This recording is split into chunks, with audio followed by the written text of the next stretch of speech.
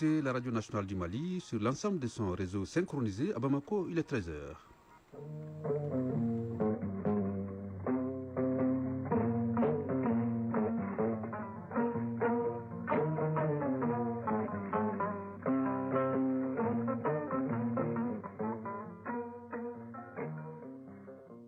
Le journal, Soumaïla Berté.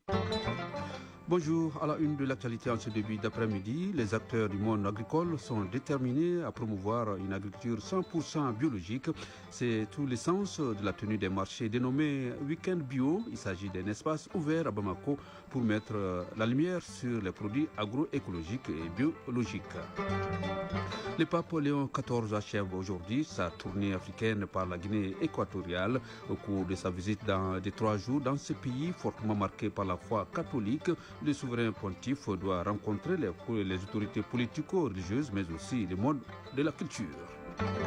Guerre au Moyen-Orient, l'Iran et les États-Unis multiplient des menaces au moment où des pourparlers sont prévus au Pakistan. Si la délégation américaine est annoncée à Islamabad, pour l'instant, Téhéran n'a pas encore confirmé sa présence. Pendant ce temps, Israël poursuit des démolitions dans le sud du Liban en dépit de la trêve de cessez-le-feu entre les deux pays. Et puis les sports, le nouveau président de la Fédération malienne de football, Mahazoudi Baba Sissé, prend fonction ce mardi. Il sera installé au cours d'une cérémonie au siège de la FEMAFOOT sur le terrain en basketball. La 4e journée du championnat national de Ligue 1 s'est achevée hier. En football, le Mali se prépare activement pour la CAN U17 Maroc 2026. La sélection nationale est en stage à Kabbalah où elle est internée depuis jeudi dernier. L'actualité des sports, c'est dans une quinzaine de minutes. Voilà pour les titres. Et soyez les bienvenus dans ce journal direction Kaï où une rencontre de commandement a lieu ce lundi entre le gouverneur et les préfets et sous-préfets de la région.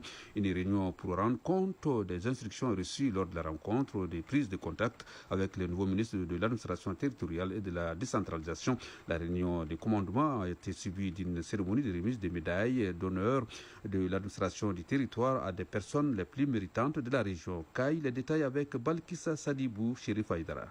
Ils étaient tous présents pour participer à cette rencontre très importante pour le bon fonctionnement de l'administration du territoire et le renforcement de la présence de l'État dans les régions. Les préfets et sous-préfets de la région de Kaï dont il s'agit ont tout d'abord été informés par le chef de l'exécutif régional des instructions et priorités majeures dégagées par le ministre chargé de l'administration territoriale, général de brigade Moussa Soumari. Il s'agit notamment du renforcement de l'autorité de l'État par la présence effective des représentants de l'État sur place, de l'amélioration de la gouvernance administrative, de la proximité avec les populations, ainsi que de la gestion rigoureuse et transparente des affaires publiques.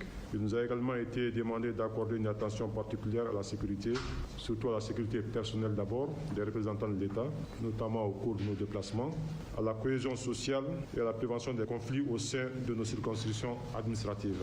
Après sa rencontre avec les représentants de l'État dans la région de Kaï, le général de brigade Moussa Soumari s'est ensuite rendu dans la grande salle de réunion du gouvernorat de la région pour un acte solennel, celui de la remise de médailles en reconnaissance aux efforts déployés par des citoyens de la région de Kaï dans le cadre du bon fonctionnement de l'administration et pour le développement du pays. Abdrahman Faye, porte-parole des récipiendaires. Elle nous engage à doubler l'effort, à servir avec plus d'intégrité, à placer l'intérêt général au cœur de chacune de nos actions et de nos interventions. Nous la recevons comme un appel à maintenir le cap et aussi la refondation et à rapprocher toujours davantage l'administration des citoyens.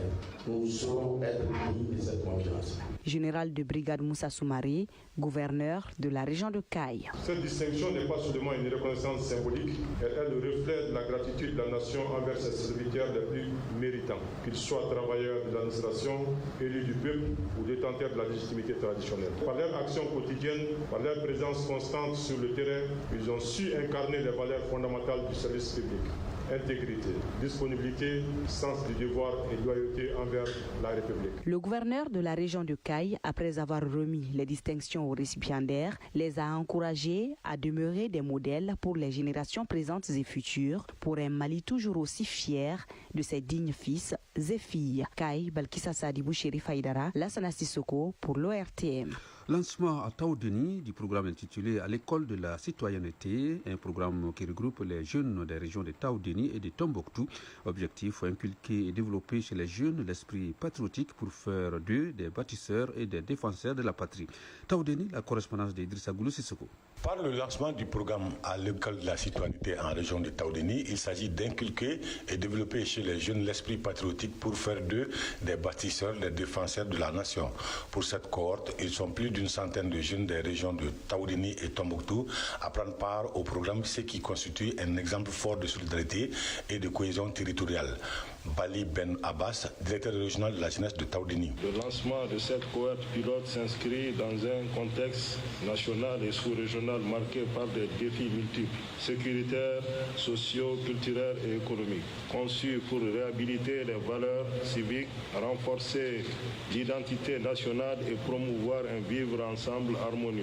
Au cours du programme à l'école de la citoyenneté, les jeunes approfondiraient la connaissance de l'histoire et la géographie du Mali, l'importance des emblèmes nationaux et des institutions, le changement positif des mentalités et seront enseignés sur les vertus fondamentaux. Boulé Maoulou Babi, directeur de cabinet du gouverneur de Taoudeni. Vous incarnez l'espoir du Mali. Vous êtes les artisans du présent et les bâtisseurs de demain. À travers ce programme, il vous est offert, bien plus qu'une formation, une véritable école de vie, un cadre d'éveil citoyen, un espace de transformation personnelle et collective. La région de Taoudeni, en tant que cohorte pilote, porte une responsabilité historique, celle d'ouvrir la voie, de tracer le chemin et de démontrer que la jeunesse malienne demeure une force vive. Dans son adresse, le général de division Mohamed Abdraman Meidou, gouverneur de Taoudeni, les a invités à plus d'assiduité, de discipline et d'engagement afin qu'ils soient une génération éclairée, engagée et fièrement attachée à son identité nationale. Taoudeni, Idrissa Goulou Sissoko, Yagouba Kone pour l'ORTM. 13h07 de l'actualité internationale à présent. En Côte d'Ivoire, la défense a demandé plusieurs acquittements dans le procès de l'attentat terroriste de Kafolo mené en juin 2020. Lors de la plaidoirie, l'avocat commis d'office des 45 accusés a d'abord rendu hommage aux 14 soldats ivoiriens tués lors de l'attaque. Maître Mohamed Lamine Koné a demandé ensuite l'acquittement pur et simple de 35 accusés. Selon lui, certains sont poursuivis uniquement en raison des liens familiaux avec des personnes soupçonnées d'avoir participé à l'attentat.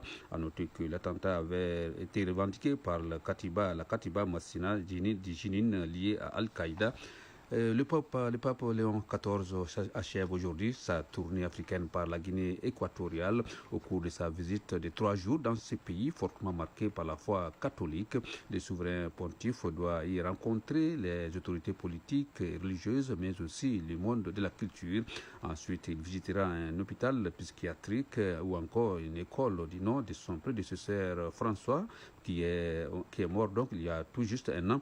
A rappelé qu'en février dernier, les autorités équato-guinéennes ont introduit une retenue donc sur les salaires des fonctionnaires et des militaires pour financer la venue du pape, provoquant de fortes contestations. Guerre au Moyen-Orient, l'Iran et les États-Unis multiplient des menaces. Pour l'instant, aucune délégation iranienne n'est en route pour pourparler au Pakistan. La délégation américaine qui doit se rendre au Pakistan, par contre, Téhéran n'a pas confirmé encore sa présence. Par ailleurs, Israël poursuit les démolitions dans le sud du Liban. Selon l'Agence nationale de l'information libanaise, plusieurs localités sont la cible des destructions menées par l'armée israélienne. L'objectif est d'établir une zone d'occupation de 5 à 10 km de profondeur en territoire libanais, ce qui serait délimité par une ligne jaune. Les soldats déployés pour ordre de rendre cette zone inhabitable pour empêcher le retour des déplacés. A rappelé qu'une trêve de cessez-le-feu est en vigueur entre les deux pays. Et le secrétaire général de l'ONU, Antonio Guterres, a appelé à renforcer les droits des peuples autochtones. Il a annoncé cela lors de la 25e session de l'instance permanente des Nations Unies sur les questions autochtones qui s'est tenue hier à New York. Ainsi, il a rappelé le rôle essentiel des peuples autochtones dans la préservation des cultures et des savoirs ancestraux. Le secrétaire général de l'ONU a enfin rappelé aux États membres leurs engagements pris dans la Déclaration des Nations Unies sur les droits des peuples autochtones adoptée en 2007. Retour à l'actualité au plan national dans quelques instants.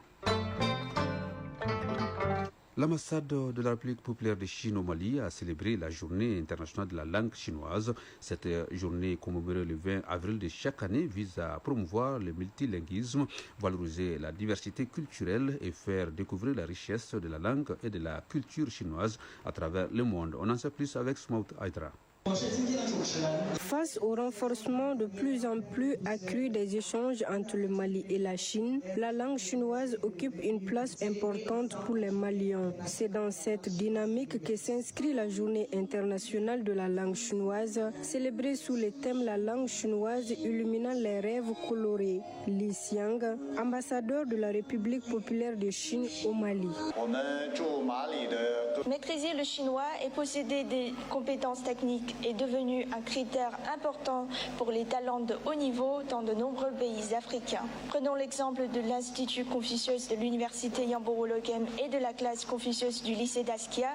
Depuis la première ouverture des cours de chinois en 2009, ils ont formé plus de 8000 apprenants de chinois, dont beaucoup sont devenus aujourd'hui des acteurs remarquables dans tous les secteurs d'activité au Mali. Je voudrais saisir cette occasion pour annoncer en année 2026 l'ambassade de Chine fera un don supplémentaire de 12 millions de francs CFA à titre de bourse de l'ambassadeur. La cérémonie a été marquée par la remise de bourses à 6 étudiants maliens afin de les accompagner dans l'apprentissage du chinois. 12 autres apprenants ont également reçu leur diplôme de licence en langue chinoise. Bourama Ladi Diallo, diplômé en langue chinoise.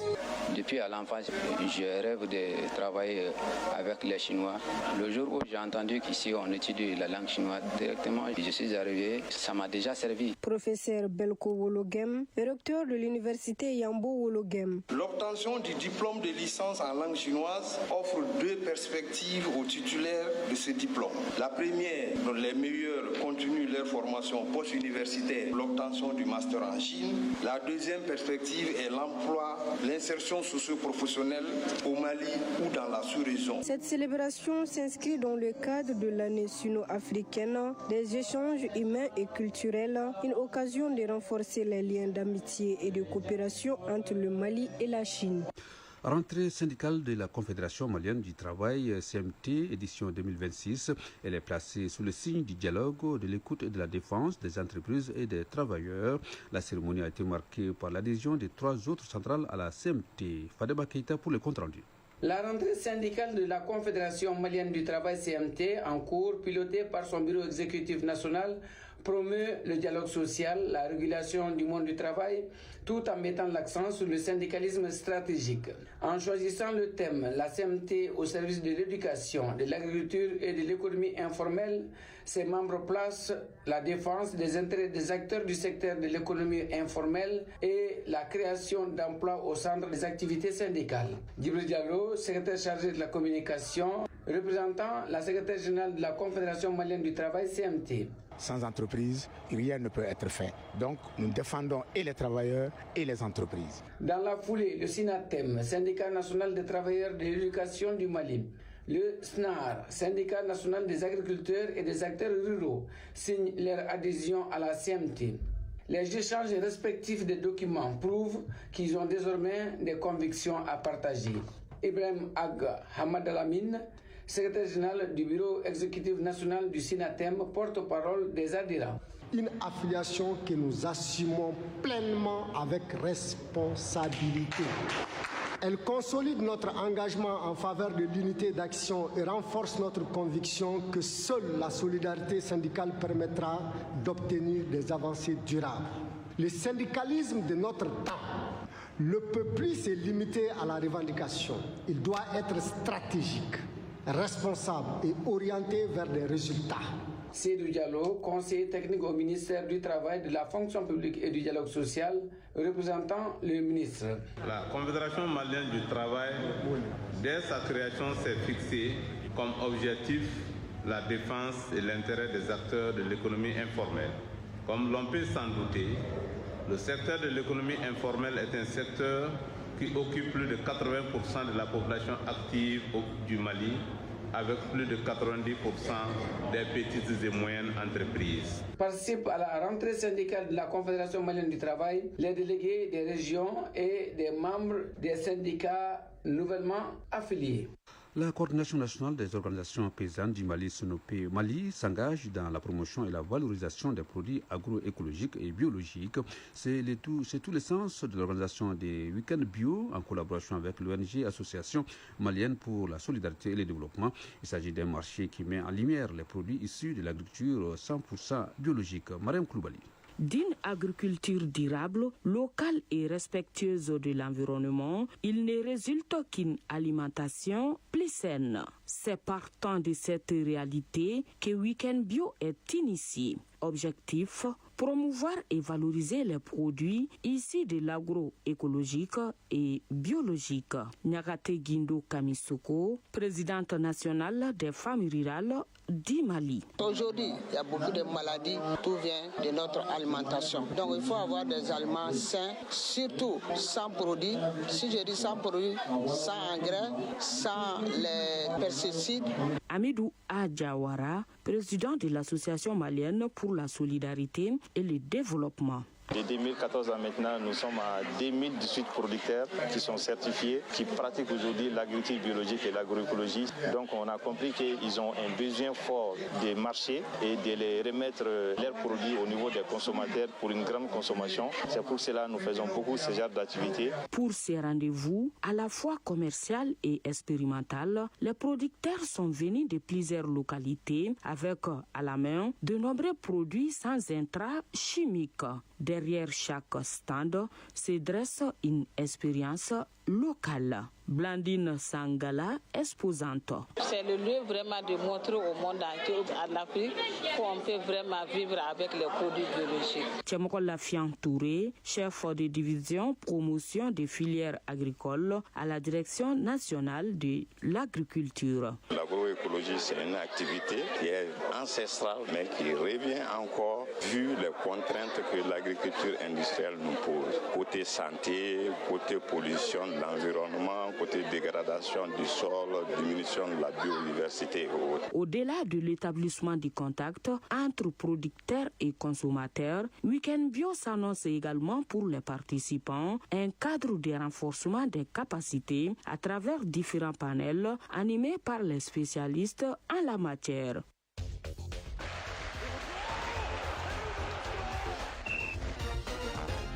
La page des sports de ce journal sera animée avec vous. Fotiki Tunkara, bonjour. Bonjour Smela Breté, bonjour à tous. Le nouveau président de la Fédération malienne de football, Mahazoudi Baba Cissé, prend officiellement fonction ce mardi. Il sera installé donc, s'il n'est pas installé déjà, au cours d'une cérémonie prévue donc au siège de la FEMAFOOT. Oui, Mahazoudi Baba Cissé tient désormais en main les commandes du football malien, élu jeudi dernier pour un mandat de 4 ans au cours d'une assemblée générale extraordinaire élective de la FEMAFOOT. Le nouveau président de la Fédération malienne de football a été intronisé ce matin et installé dans ses nouvelles fonctions. La passation des charges en huis clos avec le secrétaire général Sidi Begay Magassa a été suivie de la visite des bureaux pour une revue des troupes avec le personnel et un état des lieux des locaux. Puis c'est fait autour du point de presse dans lequel il s'est adressé aux hommes des médias. Je propose d'écouter un extrait de son intervention. Nous sommes arrivés avec beaucoup d'enthousiasme et beaucoup de responsabilité. Avec lui, nous avons pu passer en revue le patrimoine de la Fédération malienne de football. Il nous a également fait part de l'ensemble des comptes bancaires que la Fédération détient aujourd'hui à travers la BDM et la BMS. Nous avons aussi regardé de façon sommaire aujourd'hui les activités en cours, comme le championnat et la Coupe du Mali. Et nous avons, après cela, discuté de beaucoup de choses, comme le sponsoring, l'état de décaissement. Enfin, j'ai pris la parole pour demander au secrétaire général l'ensemble des documents dont j'aurais besoin pour pouvoir avoir un vrai état qui me permettra de voir clairement ce qui se passait et ce qui se passe aujourd'hui, notamment je peux citer les états financiers des 3 dernières années, les relevés bancaires, les paiements en circulation, les contrats des employés, type de contrat, beaucoup de documents. J'ai demandé que le secrétaire général m'a promis de nous fournir dans les jours à venir. Voilà un extrait donc de l'intervention du nouveau président de la Fédération malienne de football, Mazoudi Baba Cissé, au point de presse qui a donc suivi la passation des charges. Il a aussi invité les journalistes à plus de responsabilité et de professionnalisme pour les juger à la tâche. Alors, Mazoudi Baba Cissé dirige un bureau de 21 membres avec 7 prises de fonction du nouveau comité exécutif. La FEMAFOOT tourne définitivement la page de l'ancien COMEX tombé en cours de mandat le lendemain de la CAN Maroc 2025 à la suite d'une démission collective de ses membres. Soumaïla Berté, il faut le dire aussi, sans tenir compte du CONOR dirigé en 2018 et 2019 par Dao Fatoumata Guindo, Mazoudi Baba Cissé devient le 15e président élu de la Fédération malienne de football après Mamadou Touré Bavier, Bouakar Baba Diarra, Amadou Nkolado Cissé, Salif Keita Domingo, Tidjane Media Nyambele, Amadou Diakité, Ousmane Diarra, Cheikh Oumar Diarra, Seydou Cham, Sori Ibrahim Konanji, Chekina Amala Sibi, Amadou Khan, Mamadou Av et Tchekoura Konate, tout premier président de la Fédération de football du Mali indépendant. Vous l'avez dit, Fotiki Tunkara, nous espérons bien que cette page soit tournée définitivement. Alors, sur le gazon à présent, le Mali se prépare activement pour la CAN U17 Maroc 2026. La sélection malienne est en stage à Kabala où elle est internée depuis jeudi dernier. Oui, les Aiglons du Mali sont entrés dans la phase active de leur préparation. Ils sont ouverts à Kabala où ils sont internés depuis jeudi dernier. Comme vous venez de le dire, les sélectionneurs nationaux Demba Mamadou Traoré et ses garçons sont à pied d'œuvre et travaillent d'arrache-pied pour affûter leurs armes. Pour plus de détails, je vous propose d'écouter les sélectionneurs nationaux Demba Mamadou Traoré joint au téléphone par Moussa Diabaté. Par rapport à la séance d'entraînement, c'était une séance intense avec beaucoup de charges. Donc, on a mis sous pression en même temps, que ce soit avec le ballon ou sans ballon. Donc, on va continuer à travailler. Demain aussi, ça va être pareil. Ensuite, maintenant, essayer de voir mercredi, jeudi avec des matchs amicaux pour clore cette première partie de stage.